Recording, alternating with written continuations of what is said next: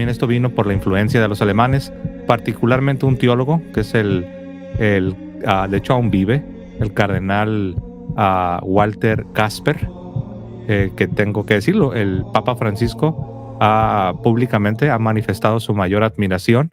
Se considera un admirador de la teología del cardenal Walter Kasper. Entonces, fue precisamente por iniciativa de los alemanes, liderados por este cardenal, que vino Amoris Laetitia. Después también por los mismos alemanes vino Fiducia Supplicans. Y ahora, aunque repito, no es noticia, tienen años empujando esto de permitir a los protestantes comulgar. Ahora ya se están envalentando más. Ahora están llenos de un nuevo vigor, de una nueva fuerza, al ver que tuvieron éxito con Fiducia Supplicans. Muchos dicen que no tuvieron éxito. Yo siempre les he preguntado, ¿no? Si tú consideras que los alemanes no tuvieron éxito con Fiducia Supplicans, ¿por qué entonces están celebrando? ¿Por qué entonces están de fiesta? ¿Por qué ellos están contentos? ¿Por qué entonces ellos están actuando como que sí fue una victoria? La respuesta es porque sí lo fue. Bueno, ahora ellos están con este nuevo vigor y se han atrevido, al menos esta diócesis, a, de manera oficial, permitir lo que ellos llaman la intercomunión. En pocas palabras, permitir que los protestantes estén cometiendo sacrilegio. Esto es grave no solo para la fe católica, esto es grave no solo para la iglesia, pero también es grave para aquellos protestantes que con la luz verde, de estos obispos están cometiendo sacrilegio. Es decir, esto no le hace bien a nadie, ni a la iglesia, ni a los católicos, ni a los pobres protestantes que van a estar cometiendo sacrilegio. Al contrario, esto es en detrimento de la fe, en detrimento de la salud de la iglesia, y este es en detrimento de las mismas almas de aquellos protestantes que van a estar participando de estos sacrilegios. Esto es muy grave. Entonces se reúnen, le llaman reuniones ecuménicas, que de ecuménicas no tienen nada, porque no se busca la conversión, no se está buscando que los herejes se arrepientan y que vuelvan al seno de la iglesia, sino es un falso ecumenismo que no está fundado ni en la verdad ni en el evangelio. Es simplemente un agarrémonos de las manos y dancemos y pretendamos estar unidos cuando en la realidad no estamos unidos. Ellos han ido avanzando esta agenda de permitir el acceso a la vida de la iglesia de personas que no quieren arrepentirse y todo esto por medio de lo que ellos llaman el camino sinodal alemán, ¿no? El camino sinodal alemán. Y también es lo que se conoce como la iglesia sinodal. Recuerden que la iglesia es una, es santa, es católica y es apostólica. Esas son las marcas de la iglesia. Ladaria era el cardenal encargado de la Congregación para la Doctrina de la Fe antes del cardenal Fernández. Antes del cardenal Fernández, que nos dio Fiducia Supplicans, que muchos expertos creen que también estuvo colaborando con Amoris Laetitia. Y antes de que tuviéramos a Fernández, al cardenal Fernández, como encargado de lo que ahora se llama el dicasterio para la doctrina de la fe, teníamos a Ladaria. Y Ladaria fue el que dijo: no podemos bendecir el pecado. 3 doritos después, Ladaria desaparece, llega Fernández y nos entrega Fiducia Supplicans. Ahora, este mismo Ladaria que dijo no podemos bendecir el pecado es el mismo que estaba encargado en el 2018 y fue el que escribiendo como el encargado de este dicasterio, y acá voy a regresar, rechazó un documento que le enviaron los alemanes proponiendo la intercomunión eucarística. En otras palabras, pidiendo a la Santa Sede que se les diera luz verde para que los protestantes tengan acceso al sacrificio de la Santa Misa, que puedan comulgar de la Sagrada Eucaristía en ciertas circunstancias, en ciertos eventos, con ciertas excepciones. Pero al final, Al final es lo que se está permitiendo, lo que se permite se promueve. Entonces, ¿qué tenemos? Que en el 2018, el Papa Francisco, por medio de la Daria, que fue el que había dicho que no se podía bendecir al pecado, también hubo un rechazo oficialmente a esta propuesta de la intercomunión de la Iglesia alemana.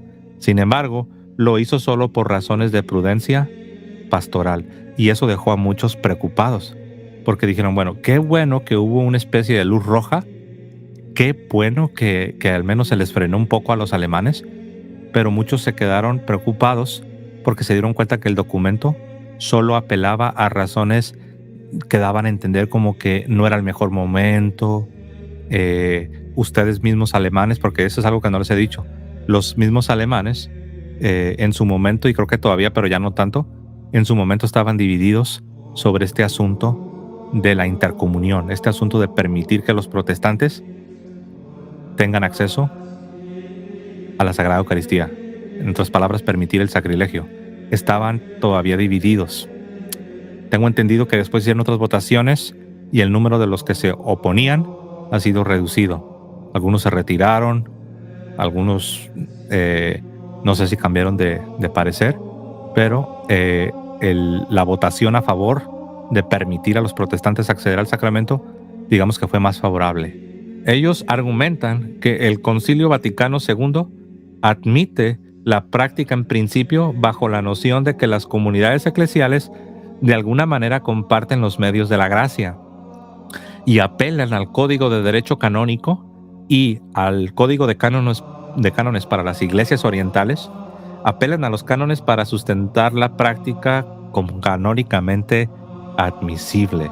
Entonces aquí tú puedes ver al menos, más allá de que están en error, más allá de que no tiene sentido lo que dicen, más allá de todo lo que tú quieras, pero ellos así argumentan. Te estoy mostrando cómo es que argumentan, te estoy mostrando cuál es la forma en que ellos piensan. Entonces ellos apelan, ¿a qué apelan?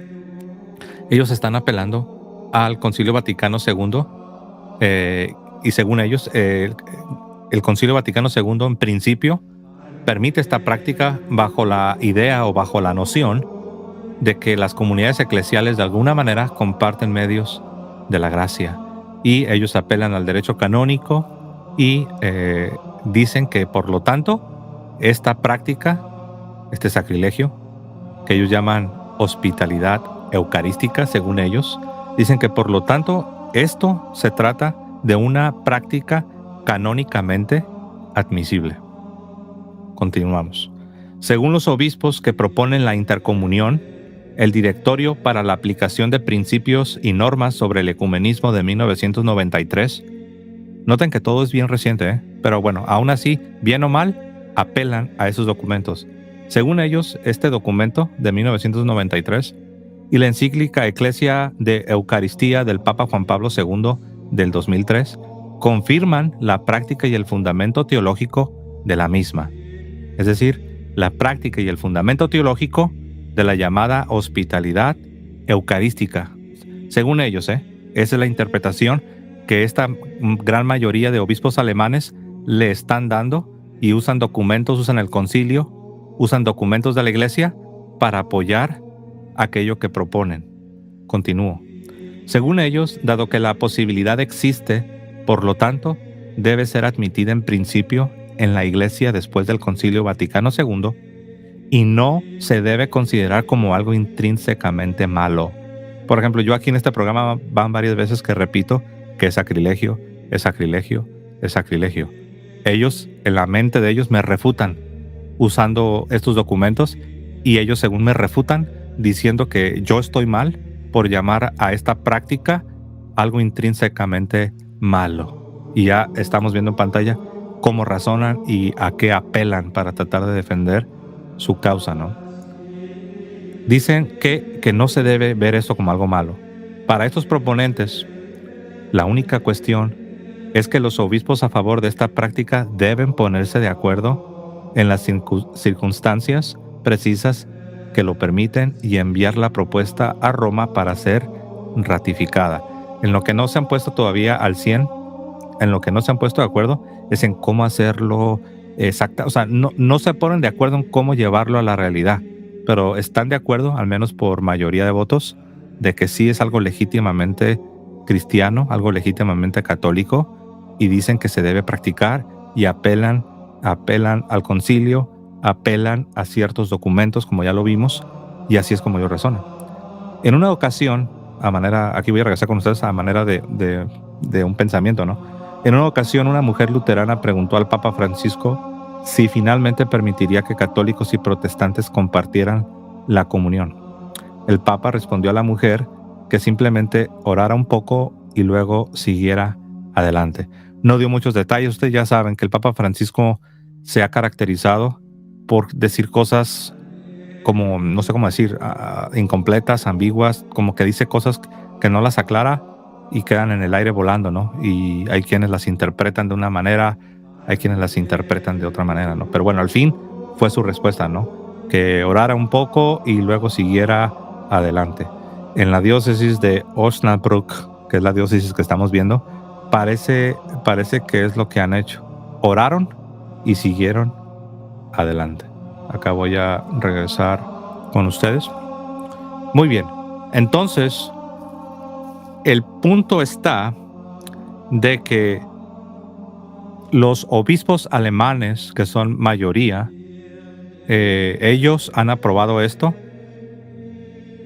Hasta donde yo tengo entendido, la iglesia no les ha dado el ok, la luz verde, pero tampoco los ha frenado como uno esperaría, ¿no? Que ya los hubieran frenado. Y pues hay que ser honestos, tampoco se les ha frenado con el asunto de fiducia.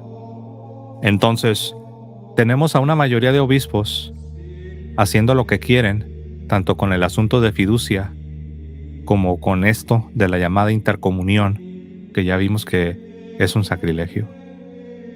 Y no sucede nada. Y nosotros sabemos que aún las cosas que se han permitido tanto en fiducia como en Amoris Laetitia, párrafo 8, es la influencia, es la huella de los obispos alemanes que están promoviendo estas ideas que son contrarias a la fe católica, son contrarias a la tradición católica. Y de manera gradual, poco a poco, han ido promoviendo todo esto.